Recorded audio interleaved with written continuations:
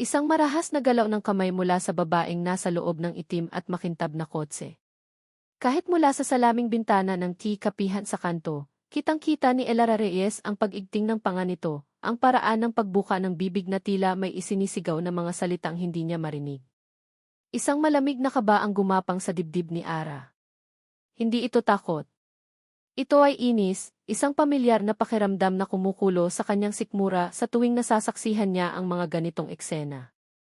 Ito na ang tinatawag niyang mundo ng itim na kotse. Isang mundo ng kapangyarihan, ng mga lihim na pinag-aawayan sa loob ng mamahaling sasakyan, ng mga taong kung umasta ay parang pag-aari nila ang bawat espasyo na kanilang galawan. At sa sentro ng mundong iyon, palaging naroon ang lalaking nasa driver's seat. Siya, na hindi gumagalaw, na nakatingin lang sa harap na parang isang estatwang bakal, habang tumatanggap ng lahat ng galit na ibinabato sa kanya. Ilang linggo na niyang napapansin ang kotse. Palaging nakaparada sa tapat, isang itim na anino sa isang kalyeng puno ng kulay at buhay. At sa bawat araw, pareho ang ritual.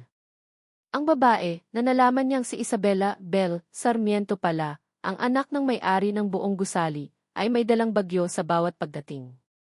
At ang lalaki, ang kanyang driver, ang palaging nagsisilbing tagasalo ng lahat ng kidlat at kulog. Bumagsak ang pinto ng kotse. Isang malakas na kalabog na yumanig sa katahimikan ng umaga. Nagmartsa si Belle papasok sa kapihan, ang tunog ng kanyang mga takong sa semento ay tila mga bala ng baril. Daladala niya ang lamig ng aircon ng kanyang kotse at ang init ng kanyang ulo. Isang Amerikano. Walang asukal. Utos ni Belle, hindi man lang tumitingin kay Ara. Ang mga mata nito ay nakapako sa cellphone, ang mga daliri ay mabilis na nagtatype. At bilisan mo. Tumango lang si Ara, ang kanyang ngiti ay isang manipis na linya na pilit niyang ipinaskil sa kanyang mga labi. Ito ang uniforme niya sa trabaho, pasensya at peking ngiti. Kinuha niya ang portafilter, sinimulan ang pamilyar na proseso ng paggiling ng kape. Ang bawat galaw ay kabisado na niya, isang sayaw na nagbibigay sa kanya ng kapayapaan. Ngunit ngayon, ang bawat tunog, ang paggiling ng beans, ang pagsirit ng mainit na tubig, ay tila sinasabayan ang pintig ng kanyang puso na puno ng inis. Nang ilapag niya ang tasa sa counter, saka palang pumasok ang lalaki. Si Marco de Leon. Mataas siya, mas mataas kaysa sa karamihan ng mga customer niya. Ang suot niyang puting polo at itim na pantalon ay simple lang, malinis, pero may bigat sa kanyang presensya. Hindi ito yabang. Ito ay isang bagay na mas malalim. Isang anino sa kanyang mga mata na tila nagkukwento ng mga gabing walang tulog. Diretso ang kanyang tingin, blanko ang kanyang mukha, at ang mga balikat niya ay tila may pasan na hindi nakikita. Nag-iwas ng tingin si Ara, nagkunwaring abala sa pagpunas ng counter. Narinig niya ang paglapag ni Belle ng bayad sa mesa. Marco, kunin mo yan, sabi ni Belle, ang boses ay matigas. At hintayin mo ako sa labas. Huwag mong papatayin ang makina. Walang sagot. Isang tango lang ang nakita ni Ara mula sa gilid ng kanyang mga mata. Nang akmang aabuti ni Marco ang tasa ng kape, isang customer na nagmamadaling lumabas ang bumangga sa kanya.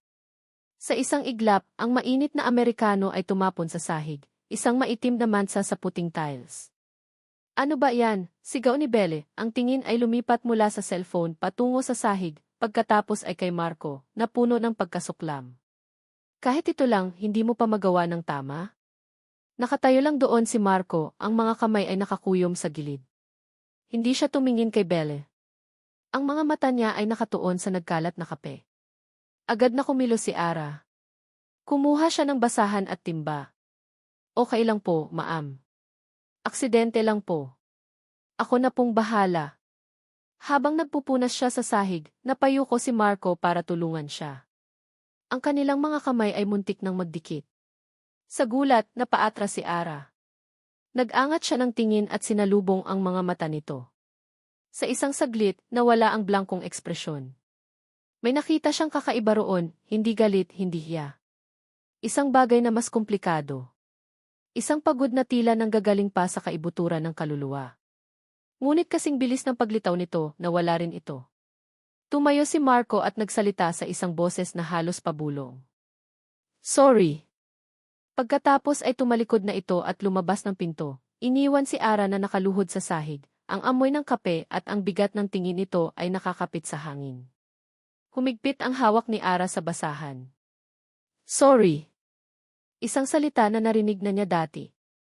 Isang salitang walang laman, isang pampalubag loob mula sa mga taong sanay manakit at pagkatapos ay aalis na lang. Isang alaala ang biglang sumalakay sa kanyang isipan. Si Leo. Ang kanyang dating nobyo. Ang lalaking nangako sa kanya ng mundo. Naalala niya ang mga ngiti nito na kasingkinang ng mamahaling relo sa braso nito.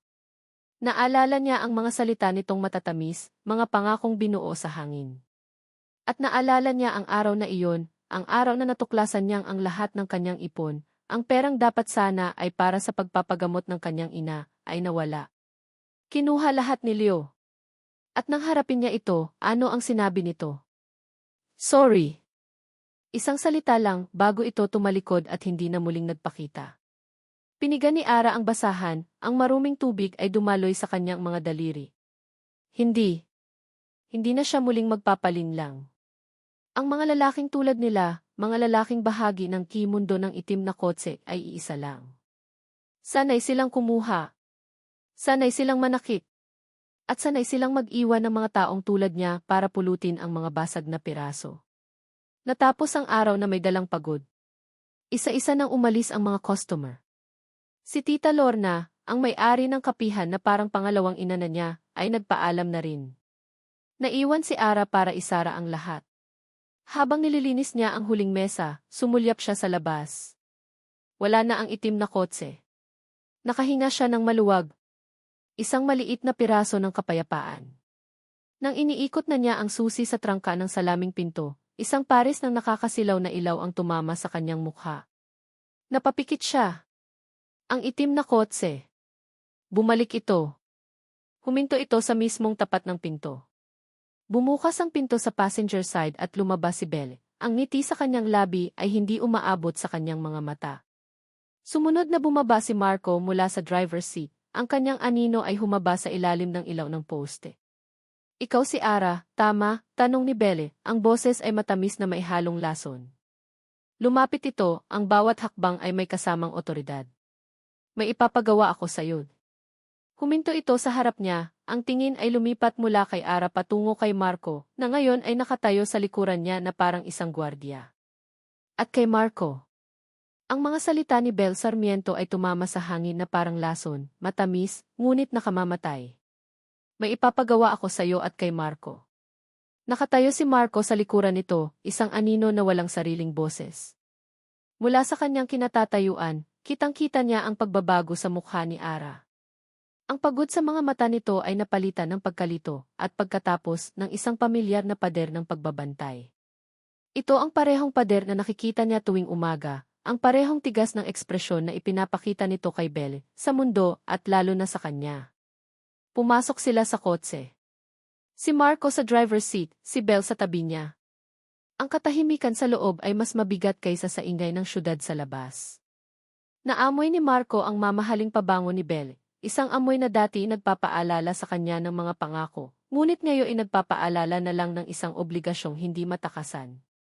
Bukas, simula ni Belle, ang mga mata ay nakapako pa rin sa gusali ng kapihan kung saan naiwan si Ara na nakatayo, tila isang estatwang naguguluhan. May ipapadala ako sa farm sa Batangas. Isang maliit na kahon lang. Importante. Hindi umimik si Marco. Hinintay niya ang kasunod. Palaging may kasunod. Gusto kong siya ang magdala, patuloy ni Belle, at sa gilid ng kanyang mata, nakita ni Marco ang isang tusong ngiti na gumuhit sa mga labi nito. Gusto kong malaman kung anong klaseng tao, yang barista na yan. Bantayan mo siya, Marco. Bawat kilos, bawat salita. Siguraduhin mong makakarating ang package ng maayos. At siguraduhin mong wala siyang gagawing kahit anong katangahan. Bantayan mo siya.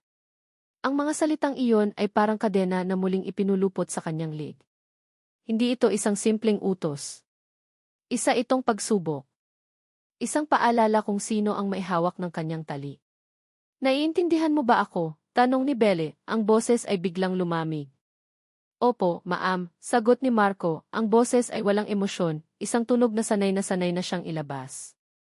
Nang maihatid niya si Belle sa mansyon nito, nanatili si Marco sa loob ng kotse ng ilang minuto. Ipinikit niya ang kanyang mga mata, hinayaan ang sarili na lamunin ng katahimikan. Ngunit ang kapayapaan ay mailap. Sa kanyang isipan, umalinggaw ang utos ni Belle, ang imahe ng galit sa mukha ni Ara, at ang bigat ng isang buhay na hindi kanya. Idinukot niya ang kanyang pitaka. Mula sa isang tagong bahagi nito, kinuha niya ang isang luma at lukot na litrato. Isang batang lalaki, mga 10 taong gulang, na may malapad na ngiti at mga matang puno ng buhay. Ang mga gilid ng litrato ay kupas na, ang kulay ay nag-iba na sa paglipas ng panahon. Hinaplos ni Marco ang nakangiting mukha sa litrato, ang dulo ng kanyang daliri ay marahang dumampi sa papel na parang ito'y babasaging kristal. Ricky T. Ang pangalan ay isang pabulong na hangin, isang dasal na hindi nadidinggin. Sa bawat pagtingin niya sa litratong iyon, isang malalim na hukay ang bumubukas sa kanyang sikmura. Ang ngiti ni Ricky ay isang sundang na paulit-ulit tumutusok sa kanyang konsensya. Ito ang kanyang parusa. Ito ang kanyang panghabang buhay na sentensya. Ang pagiging alipin sa pamilya Sarmiento ay hindi lang trabaho. Ito ang kanyang penitensya. Ito ang presyo ng isang gabing nagpabago sa lahat, ang kabayaran sa isang tawang biglang natahimik, sa isang buhay na biglang nagwakas. Dahan-dahan niyang isinilid pabalik ang litrato, isinara ang pitaka, at isinara rin ang pinto sa alaala. Pinaandar niya ang kotse, ang tunog ng makina ay isang pamilyar na ugong na nagtataboy sa mga multo ng nakaraan. Ang kanyang apartment sa isang lumang gusali sa Cubao ay malayong-malayo sa karangyaan ng mansyon ng mga Sarmiento. Maliit, simple at halos walang laman. Isang kama, isang maliit na mesa at isang aparador. Ito ang kanyang santuwaryo, isang lugar kung saan siya ay si Marco lang. Hindi ang driver, hindi ang utusan, hindi ang taong may malaking utang na di mabayaran. Nang gabing iyon, habang kumakain siya ng kanin at sardinas, tumunog ang kanyang cellphone. Isang pamilyar na pangalan ang lumitaw sa screen, Lina. Ang kanyang nakababatang kapatid. Agad niyang sinagot, isang maliit na ngiti ang sumilay sa kanyang mga labi sa unang pagkakataon sa buong araw. Kuya! Kamusta? Ang masiglang boses ni Lina sa kabilang linya ay musika sa kanyang pandinig. Okay lang ako, bunso. Ikaw? Kumain ka na ba? Yung mga bayarin mo sa eskwela, naayos mo na ba lahat? Sunod-sunod niyang tanong, ang tono niya ay puno ng pag-aalala. Kuya, salamat sa pinadala mo. Huwag mo masyadong pagurin ang sarili mo, ha? Balitaan mo ako palagi. Naman, pagsisinungaling niya. Huwag kang mag-alala sa akin. Mag-aral ka lang ng mabuti. Yun lang ang mahalaga. Pagkatapos ng tawag, napabuntong hininga si Marco. Ang bawat sentimong kinikita niya ay may patutunguhan. Ang pag-aaral ni Lina, ang gamot ng kanilang ama sa probinsya, ang maliit na ipon para sa hinaharap. Bawat tiopo, maamti kay Belle, bawat pagtitiis, ay may katumbas. At bukas, ang utos na iyon, ang isama si Ara sa isang biyaheng hindi nito naiintindihan, ay bahagi ng trabahong kailangan niyang gawin. Kinabukasan, may kaba sa kanyang dibdib nang iparada niya ang itim na kotse sa tapat ng kapihan sa kanto. Pinagmasdan niya muna ang loob mula sa kanyang bintana. Nakita niya si Ara. Ngunit iba ang Ara na nakikita niya ngayon. Nakatalikod dito sa pinto, kausap si Tita Lorna, ang may-ari ng kapihan. At si Ara tumatawa. Isang tawang malutong, totoo at walang halong depensa. Ang kanyang mga mata ay nagniningning at ang kanyang buong mukha ay nagliwanag. Sa isang iglap, nawala ang mataray na barista, ang babaeng laging may pader na nakaharang. Ang nakita ni Marco ay isang babaeng simple, masayahin at maganda. Isang bagay sa loob niya ang kumirot. Isang panghihinayang na hindi niya maintindihan. Ito ang babaeng sisirain ni Belle ang araw bukas. Huminga siya ng malalim at lumabas ng kotse. Nang pumasok siya, ang tawa ni Ara ay biglang naputol nang makita siya nito. Ang liwanag sa mukha nito ay namatay at ang pader ay muling tumaas, mas mataas at mas matibay kaysa dati. Good morning po, Tita Lorna, bati niya sa matanda, bago bumaling kay Ara. Ara! Anong kailangan mo? Tanong nito, ang boses ay malamig at formal. Pinapasabi ni Maam Belle, simula niya, pinipilit na panatilihing propesyonal ang kanyang tono. May kailangan kang ihatid sa Batangas bukas. Maaga. Ako ang maghahatid sa'yo. Nakita niya ang pag-igting ng panga ni Ara. Ang mga mata nito ay nag-aapoy. Tumingin ito kay Tita Lorna, na tila naghahanap ng saklolo, ngunit muling bumalik ang tingin sa kanya. Alam niya ang iniisip nito. Ang may-ari ng gusali. Ang kapangyarihan. Walang takas. Sige, sabi nito pagkatapos ng ilang sandaling katahimikan. Ang salita ay matigas, walang emosyon. Tumango si Marco, handa nang tumalikod. Ngunit bago pa siya makagalaw, nagsalita muli si Ara. Tumingin ito ng diretso sa kanyang mga mata, ang bawat salita ay tila isang babala. Trabaho lang ito. Walang personalan.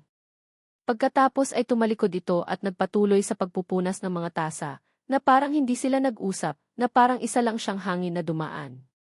Iniwan si Marco na nakatayo doon, dala ang bigat ng mga salitang iyon, isang kasunduang alam niyang sa simula pa lang ay sira na. Trabaho lang ito. Walang personalan. Ang mga salitang iyon ay paulit-ulit na umalinggangao sa isip ni Ara habang nakaupo siya sa passenger seat ng itim na kotse ni Marco. Bawat salita ay isang mantra, isang panangga na pilit niyang itinatayo sa pagitan nila.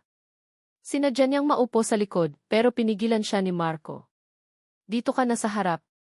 Utos ni Maambele, sabi nito sa isang boses na walang kabuhay-buhay na mas lalong nagpainit ng ulo niya. Kaya narito siya ngayon sa mismong teritoryo ng kaaway. Ang amoy ng katad at banayad na car freshener ay dumidikit sa kanyang damit, isang amoy na sumisigaw ng yaman at kapangyarihan, mga bagay na kinasusuklaman niya. Isinaksak niya ang earphones sa kanyang tenga, pinatugtog ang pinakamalakas na rock music na kaya niyang tiisin, at ipinako ang kanyang tingin sa labas ng bintana. Ang mga gusali, mga puno, at mga taong naglalakad ay mabilis na dumadaan, isang malabong tanawin na umaayon sa kaguluhan ng kanyang isip. Trabaho lang ito. Ulit niya sa sarili. Isang araw lang naman.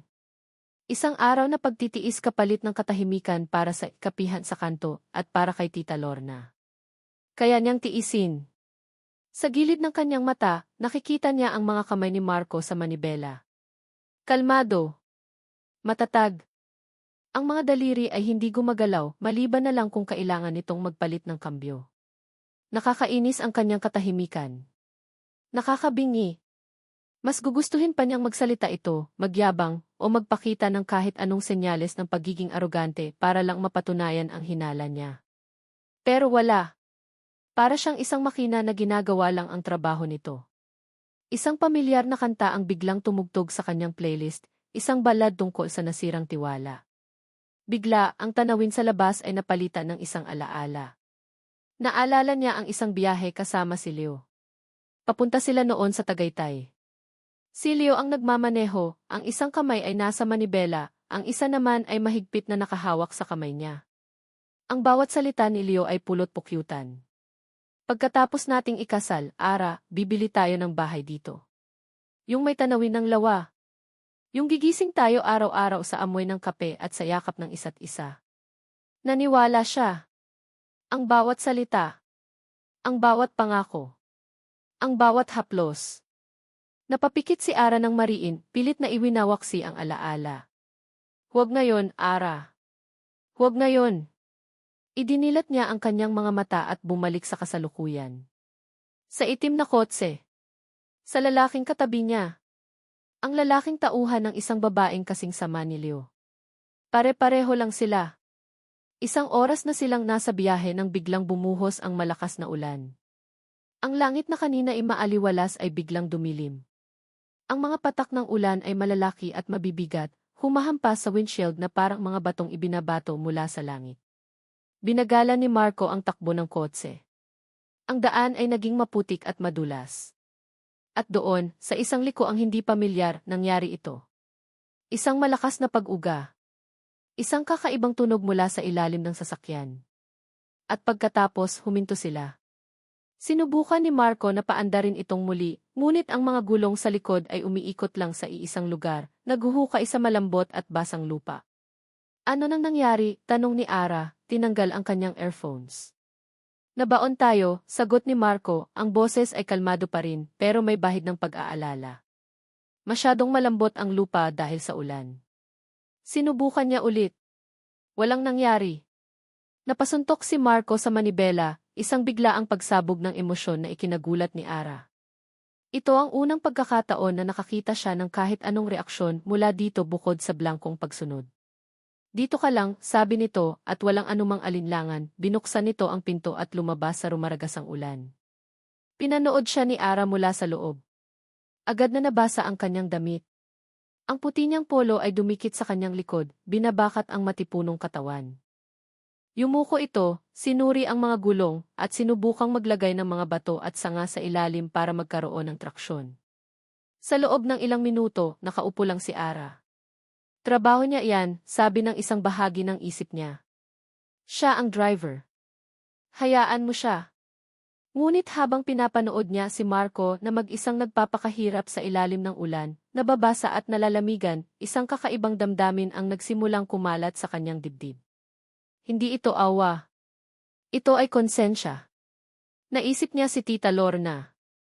Naisip niya ang kanyang sarili, kung paano niya hinarap ang mga problema ng mag-isa matapos siyang iwan ni Leo. Napabuntong hininga siya. Sa huli, hindi niya natiis. Binuksan niya ang pinto ng kotse at lumabas din ang malakas na buhos ng ulan ay isang malamig na sampal sa kanyang mukha. Agad na nabasa ang kanyang buhok at damit. Ang kanyang sapatos ay lumubog sa putik. Napalingon si Marco sa kanya, gulat na gulat. Anong ginagawa mo dito? Bumalik ka sa loob. Dalawa tayo, mas mabilis, sabi niya, pinipilit na huwag ipakita ang panginginig dahil sa lamig. Ano nang gagawin ko? Sa isang sandali, tinitigan lang siya ni Marco, ang ulan ay dumadaloy sa mukha nito. Pagkatapos ay tumango ito. CJ, itulak mo mula sa likod kapag sinabi ko.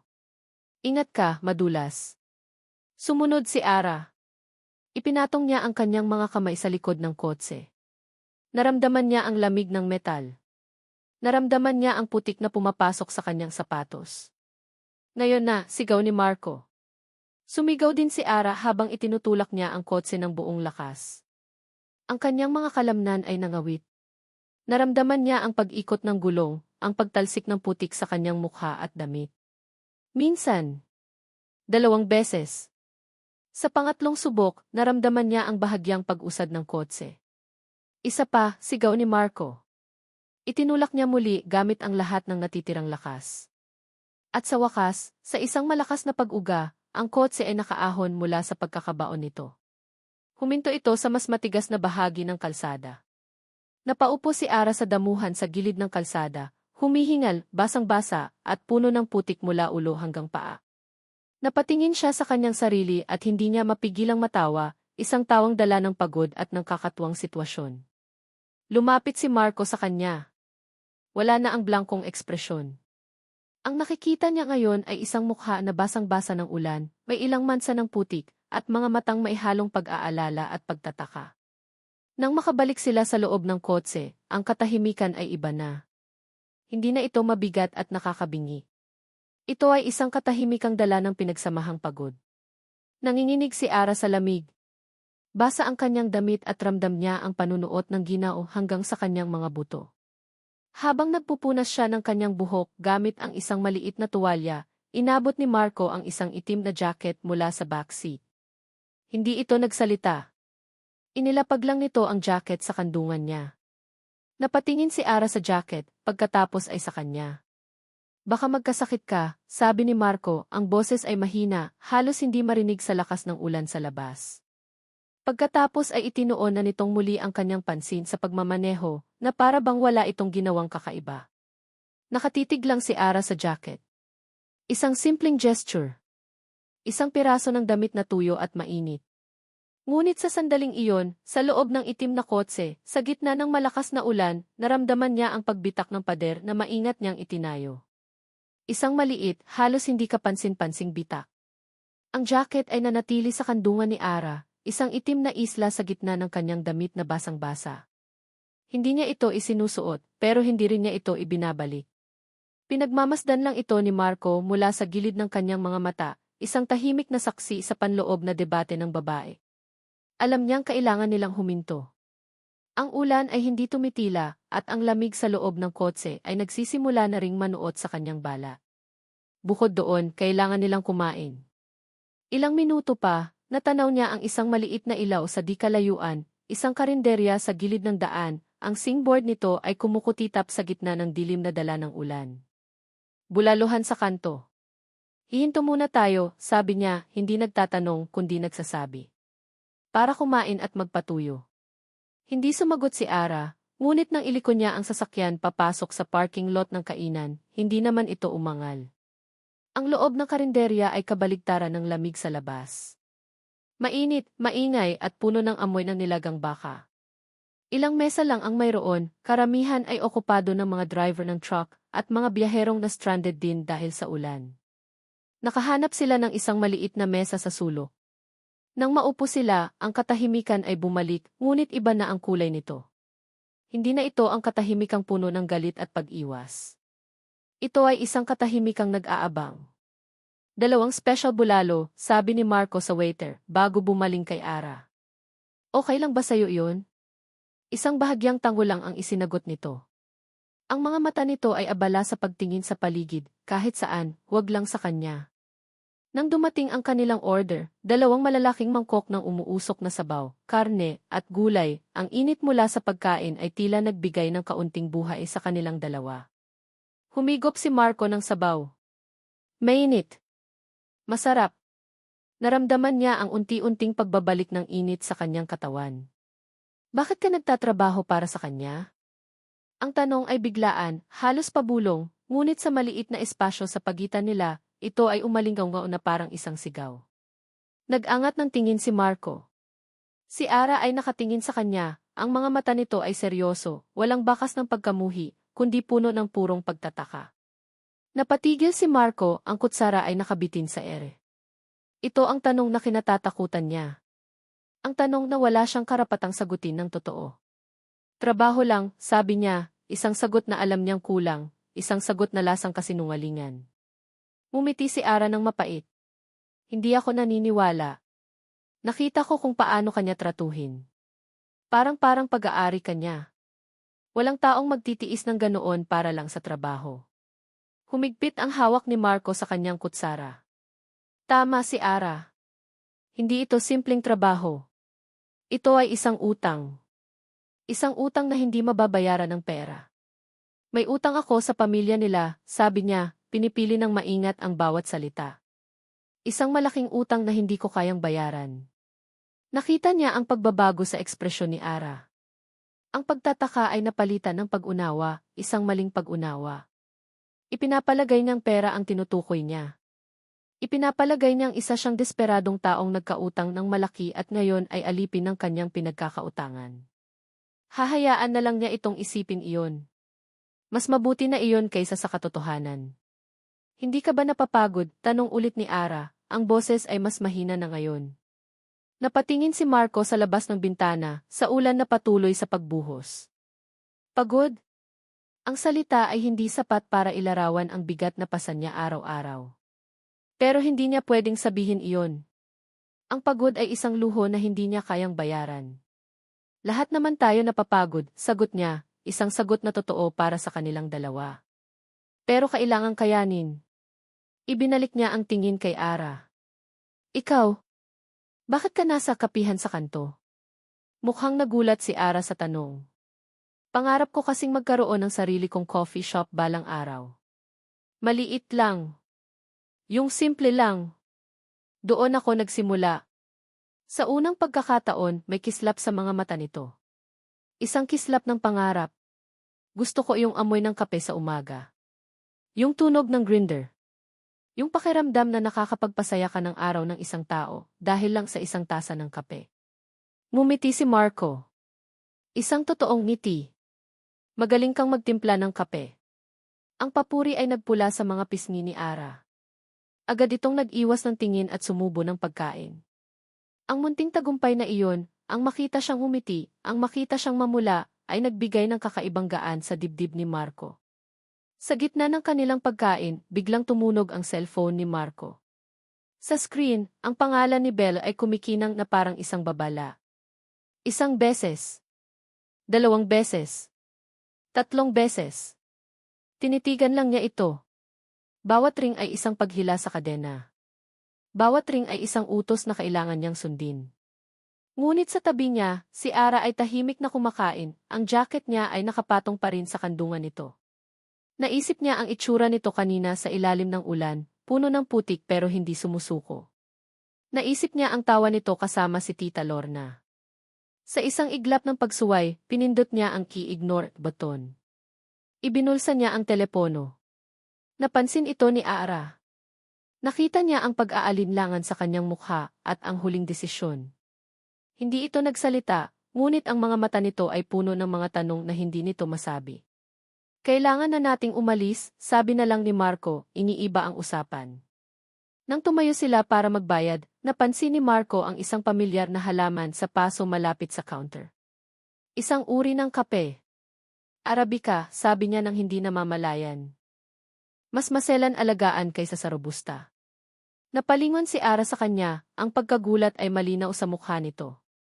Paano mo nalaman? Nagkibit balikat lang si Marco. Laki ako sa probinsya. May mga tanim na kape sa amin dati. Isa itong maliit na piraso ng kanyang nakaraan, isang bintana sa buhay niya bago ang lahat ng ito. Isang buhay na halos kinalimutan na niya. Pabalik sa kotse, hindi na isinuot ni Ara ang kanyang earphones. Ang katahimikan ay nanatili, ngunit ngayon, ito ay puno ng mga posibilidad. Puno ng mga non-sad na salita. Habang nagmamaneho siya, ramdam niya ang mga mata ni Ara na nakatingin sa kanya paminsan-minsan. Ang pagkamuhi ay wala na.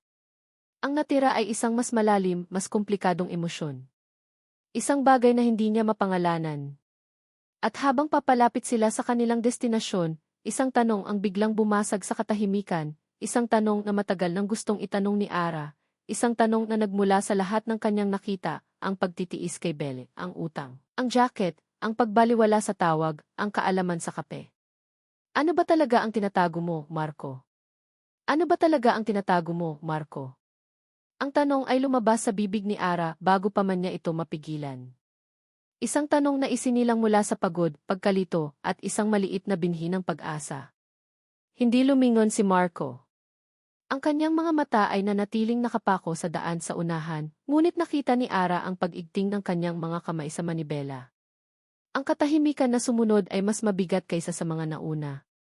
Hindi ito galit, kundi isang katahimikang puno ng mga salitang hindi masabi. Malapit na tayo, yon lang ang isinagot nito, ang boses ay pagod. Hindi na muling nagsalita si Ara. Ang sagot na iyon, kahit hindi direktang pag-amin, ay sapat na. Mayroon nga siyang itinatago. At sa hindi malamang dahilan, sa halip na mainis, isang kakaibang lungkot ang naramdaman niya para sa lalaking katabi niya. Pagkalipas ng ilang minuto, ang makipot na daan ay bumuka sa isang malawak na lupain. Tumila na ang ulan, at ang hangin na pumasok sa bintana ng kotse ay sariwa at malinis, may amoy ng basang lupa at mga halaman. Tumambad sa kanila ang isang malawak na taniman, mga hilerang puno na maayos na nakahanay sa paanan ng isang maliit na burol. Ito na siguro ang farm, ang katahimikan dito ay binabasag lang ng huni ng mga ibon at ng lagaslas ng tubig mula sa isang sapa sa di kalayuan. Isang matandang lalaki na nakasombrero ang sumalubong sa kanila. Kinuha nito ang maliit na kahon na dala nila, ang importanteng package ni Belle. Walang maraming tanong. Isang tango lang at isang pasasalamat. Kahon lang pala, bulong ni Ara sa sarili. Ang buong biyaheng ito, ang lahat ng abala, para lang sa isang simpleng kahon. Sabi ng katiwala, pwede tayong magpahinga muna rito habang hindi pa gaanong madulas ang daan pabalik, sabi ni Marco. Tumango si Ara. Ang totoo, ayaw pa niyang bumalik sa ingay at gulo ng syudad. Ayaw pa niyang bumalik sa mundo kung saan si Marco ay driver ni Belle, at siya ay isang hamak na barista. Dito, sa ilalim ng malawak na kalangitan ng Batangas, para silang dalawang ordinaryong tao lang. Nagsimula silang maglakad-lakad sa pagitan ng mga hanay ng puno. Sa simula ay may ilang talampakang distansya sa pagitan nila, ngunit habang tumatagal, ang distansyang iyon ay unti-unting umikli. Pangarap ko to, mahinang sabi ni Ara, habang hinahaplos ang dahon ng isang puno. Isang lugar na tahimik. Kung saan ang problema lang ay kung sapat ba ang sikat ng araw o sobra ba ang ulan. Simple lang pala ang pangarap mo, sabi ni Marco. Simple lang naman talaga ang gusto ko. Isang maliit na coffee shop, isang maliit na bahay, at katahimikan, sagot niya. Ikaw? Ano nang pangarap mo? Matagal bago sumagot si Marco. Tumingala ito sa langit na unti-unti nang nagliliwanag. Maging malaya. Ang salitang iyon ay tumago sa puso ni Ara. Malaya. Mula sa utang. Mula kay Belle. Mula sa kung anumang lihim ang pasan-pasan nito. Huminto sila sa isang bahagi ng taniman kung saan mas malalaki ang mga dahon ng puno at may mga namumulang bunga. Kumuha si Marco ng isang bunga, pinisil ito ng bahagya sa kanyang mga palad. Cherry ng kape, sabi niya. Robusta to, mas matapang. Mas madaling alagaan. Hindi tulad ng Arabica. Napatingin si Ara sa kanya, hindi maitago ang pagkagulat. Akala ko sa probinsya ka lang lumaki. Paano mo nalaman ang pagkakaiba nila? Isang maliit na ngiti ang sumilay sa labi ni Marco. Ang unang totoong ngiti na nakita niya mula dito. Ang lolo ko magsasaka ng kape. Madalas niya akong isama sa taniman noong bata ako. Sabi niya, para daw malaman ang sikreto ng masarap na kape, kailangan mong kausapin ang lupa. Pinanood ni Ara kung paano nito ipaliwanag ang pagkakaiba ng mga dahon, ang kulay ng mga bunga. Mayroon siyang pasin. Mayroon siyang kaalaman na hindi niya inaasahan. Ang lalaking akala niya ay isang blangkong pader, ay mayroon palang hardin na nakatago sa loob. Sa dulo ng taniman, sa ilalim ng isang malaking puno ng mangga, may isang lumang duyan na gawa sa kahoy. Tara, yaya ni Marco. Nag-aalangan man ay sumunod si Ara. Umupo sila sa duyan, magkatabi. Ang bigat nila ay nagpaugoy dito ng marahan. Sa una ay pareho silang hindi kumikibo, pinakikinggan lang ang katahimikan ng paligid. Salamat, biglang sabi ni Ara. Para saan? Sa jacket kanina. At sa tulong. Ginawa ko lang ang dapat gawin, sagot nito. Pareho tayong natalsikan ng putik. Napangiti si Ara. Sa pag-ugoy ng duyan, ang kanilang mga balikat ay bahagyang nagdikit. Isang kuryente ang gumapang sa kanyang braso. Hindi siya gumalaw. Hindi rin ito gumalaw. Pagkatapos, ang kanilang mga kamay na nakapatong sa kahoy ng duyan ay nagdikit din isang aksidente. Isang saglit na paglapat ng balat sa balat. Kasabay ng pagbilis ng tibok ng kanyang puso, mabilis niyang binawi ang kanyang kamay.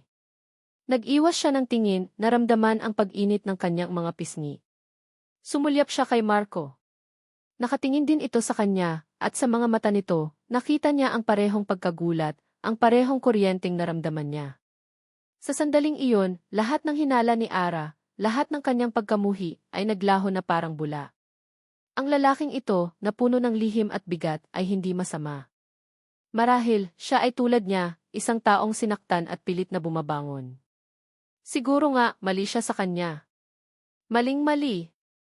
Isang pakiramdam na matagal na niyang hindi naramdaman, isang kilig, isang magaan na pag-asa, ang nagsimulang mamuo sa kanyang dibdib. Nagsimula na silang maglakad pabalik sa kotse, ang katahimikan sa pagitan nila ay komportable na. Isang pangako ng isang bagong simula.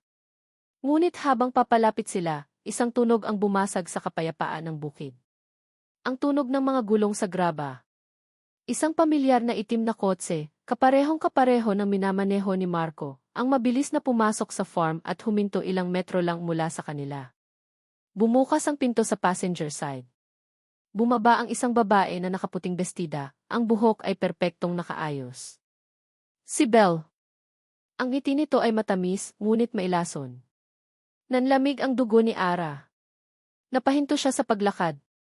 Surprise, sigaw ni Belle, ang boses ay masayang-masaya, ngunit ang mga mata ay nanlilisik habang nakatingin sa kanila, sa pagitan nilang dalawa na bahagyang magkalapit. Pagkatapos ay bumukas ang pinto sa driver's side. Isang lalaki ang bumaba mula rito. Matangkad, nakapolo, at may isang pamilyar na ngiti sa labi, isang ngiting minsan nang nagpatibok ng kanyang puso, isang ngiting ngayon ay nagdudulot ng matinding kirot at pagkasuklam. Hindi makahinga si Ara. Ang mundo niya ay biglang umikot. Ang lalaking iyon. Nandito rin pala kayo, sabi ni Belle, ang ngiti ay lumapad habang tinitingnan ang reaksyon ni Ara. Nakatayo sa tabi ni Belle, nakatingin ang diretso sa kanya, ay si Leo. Ang kanyang dating nobyo. Ang lalaking sumira sa kanyang buhay. Leo. Ang pangalan ay hindi isang salita, kundi isang sugat na biglang bumuka sa puso ni Ara. Ang hangin ay tila ninakaw mula sa kanyang mga baga. Ang huni ng mga ibon, ang amoy ng basang lupa, ang init ng papalubog na araw, lahat ay naglaho. Ang buong mundo ay lumiit at nag-focus sa isang mukha. Ang mukha na minsan niyang minahal ng buong puso. Ang mukha na gabi-gabi niyang nakikita sa kanyang mga bangungot. Ang kanyang dating nobyo. Ang lalaking kumuha ng lahat. Nakatayo ito roon sa tabi ni Bel Sarmiento na parang pag-aari nito ang buong bukid. Ang kanyang damit ay mas mahal, ang kanyang relos ay mas kumikinang, ngunit ang ngiti ay pareho pa rin. Mayabang, kampante at puno ng kasinungalingan. Ara! Anong ginagawa mo dito? Tanong ni Leo, ang boses ay nagpapanggap na gulat, ngunit ang mga mata ay nagsasabing alam na alam nito ang sagot.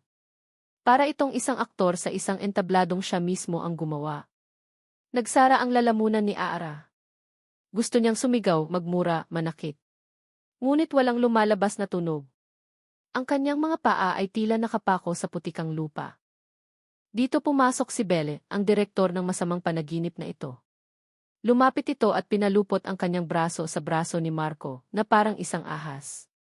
Ang kilos ay posesibo, isang malinaw na deklarasyon. Marco drove her here.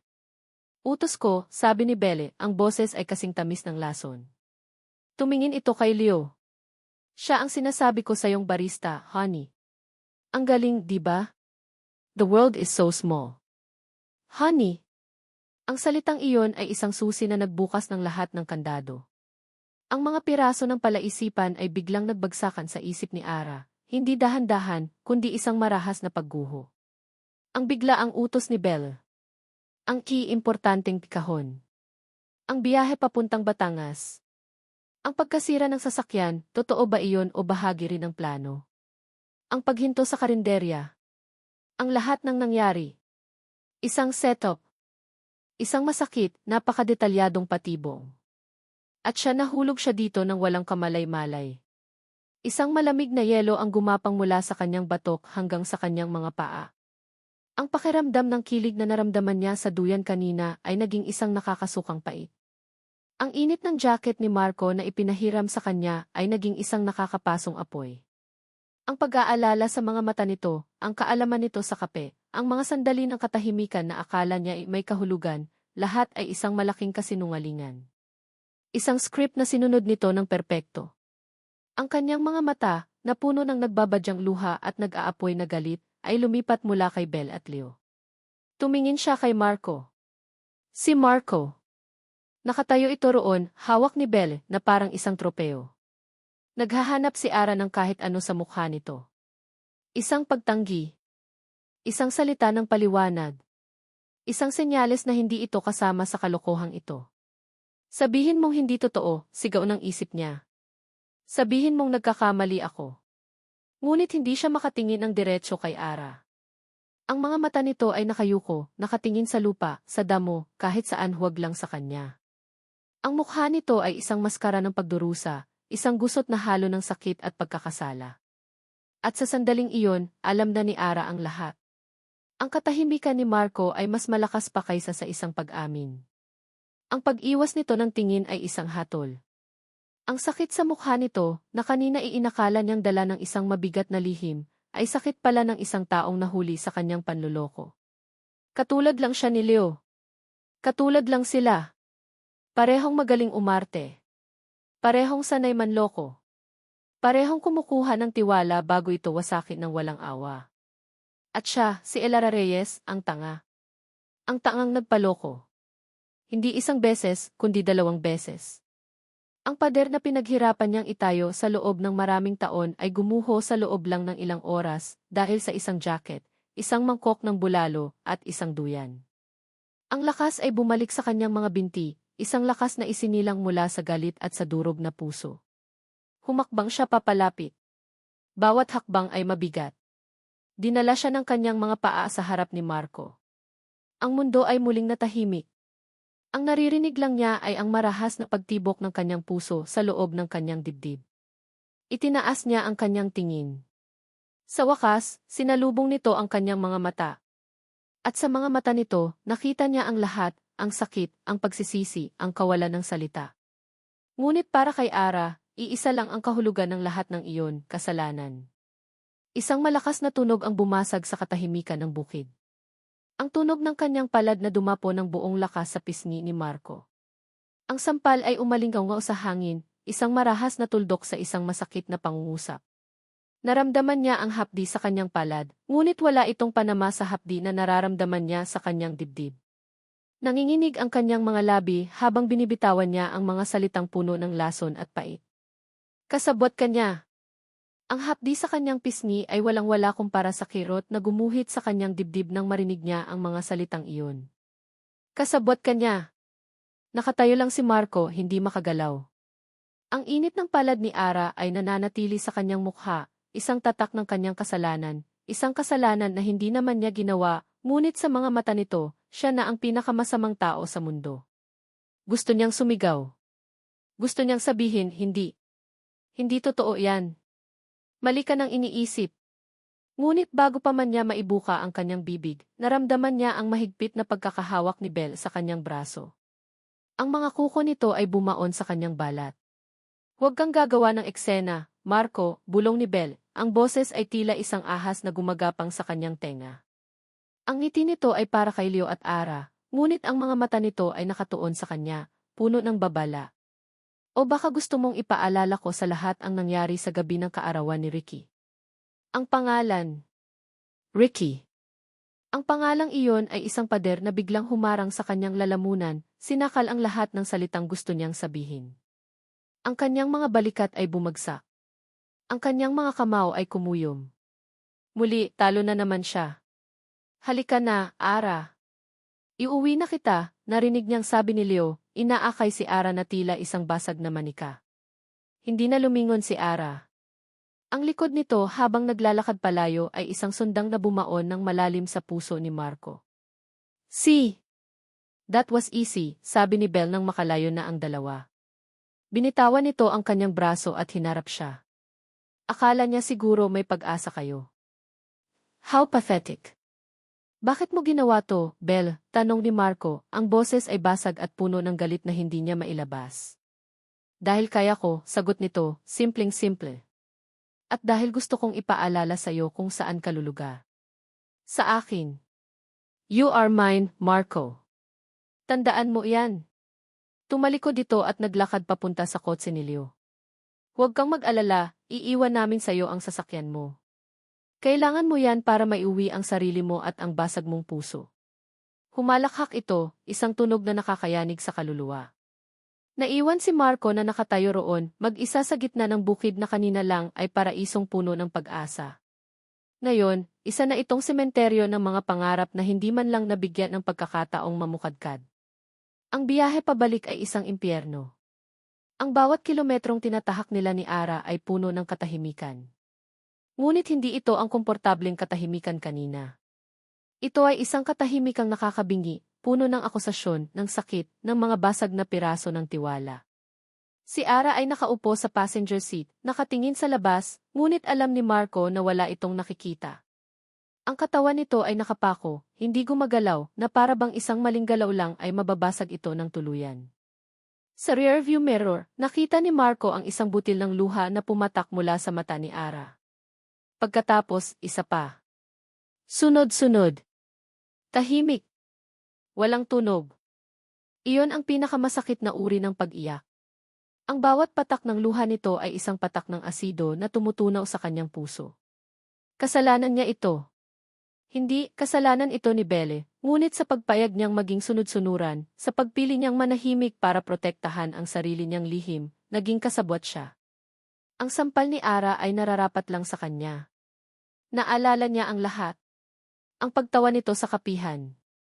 Ang pagtulong nito sa gitna ng ulan. Ang tanong nito sa karinderya. Ang paglapat ng kanilang mga kamay sa duyan. Ang lahat ng iyon ay totoo para sa kanya. Ngunit para kay Ara, ang lahat ng iyon ngayon ay bahagi ng isang masakit na panloloko. Paano niya ipapaliwanag? Saan siya magsisimula? Ara, pasensya na, alipin ako ng pamilya Sarmiento dahil sa isang aksidenteng ikinamatay ng kapatid niya maraming taon na ang nakalipas. Walang maniniwala. Ito ay tunog ng isang desperadong palusot. Nang sa wakas ay narating nila ang Maynila, gabi na. Ang mga ilaw ng syudad ay hindi kailanman naging ganito kasaklap. Huminto siya sa tapat ng kapihan sa kanto. Pinatay niya ang makina. Ang biglaang katahimikan ay mas lalong nagpabigat sa hangin. Dapat niya itong hayaang umalis. Iyon ang pinakamadali. Ngunit hindi niya kaya. Hindi niya kayang tapusin ang araw na ito ng ganito. Arati. Sabi niya, ang boses ay halos hindi na lumabas. Hindi ito gumalaw. Ara, pakiusap mag-usap tayo. Dahan-dahan, gumalaw si Ara. Ngunit hindi ito lumingon sa kanya. Ang kamay nito ay dahan-dahang kinuha ang jacket niya na nasa sahig ng kotse, ang jacket na nalaglag mula sa kandungan nito. Inilapag nito iyon sa upuan sa pagitan nila. Pagkatapos, binuksan nito ang pinto ng kotse. Bumaba ito, hindi pa rin lumilingon. Isasara na sana nito ang pinto nang magsalita ito. Ang boses ay walang emosyon, malamig na parang yelo, mas masakit pa kaysa sa sampal. Layuan mo ako. Clack! Ang tunog ng pagsara ng pinto ay ang pinakamalungkot na tunog na narinig ni Marco sa buong buhay niya. Pinanood niya si Ara na maglakad papalayo, ang likod nito ay tuwid na tuwid, isang pader na hindi na niya kailanman muling magigiba.